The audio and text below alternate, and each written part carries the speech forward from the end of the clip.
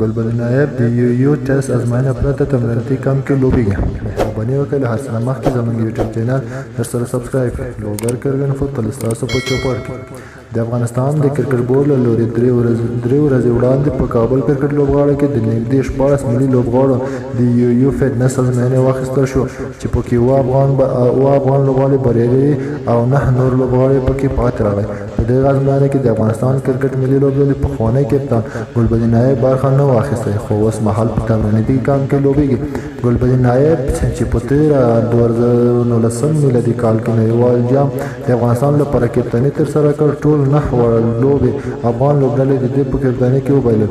د لوګر کرنفو د معلوماتو له مخې د افغانستان کرکټ بورډ غواړي دا ځل د پرله پسې تمریناتي کمپونو په پایله کې نوې ملي لوبډلې اعلان او یو شمېر پخواني لوبغاړي چې په فټنس کې ناکام شوی دی د لوبډلې کېنوي. ګلبدین نایب په ناقانونه ډول په داسې حال کې په کابل کرکټ لوبغاړي کې روان تمریناتي کمپ کې لوبیږي چې یو فټنس ازموینه هم نه ده ورکړې. زموږ د معلوماتو له مخې ګلبدین نایب د یو فټنس ازموینه په ورځ کرکټ بورډ ته ویلي چې نومیالی څه وخت وړاندې دغه ازموینه ورکړې او نه غواړي بیا پکې برخه واخلي. موږ د افغانستان کرکټ بورډ کې له یوې سرچینې د دې موضوع په تړاو وپوښتل، خو د هغوی ځواب دا و چې نایب څه وخت وړاندې یو فټنس ازموینه پاس کړی و او دا ځل یې ونه غوښتل چې پکې برخه واخلي. ګلبدین نایب د افغانستان کرکټ بورډ ته هغه ویډیو هم سپارلی ده چې د یو فټنس ازموینه کې پخوا بریالۍ شوې ده چې پکې 12.3 نمرې یې بشپړ کړې ده. دا چې په کابل ګرمي زیاته وه، خو ګلبدین نایب نه غوښتل چې یو فټنس ازموینه کې ناکام شي او کرکټ بورډ ته یې د پخواني ازموینه قناعت ورکړی ده.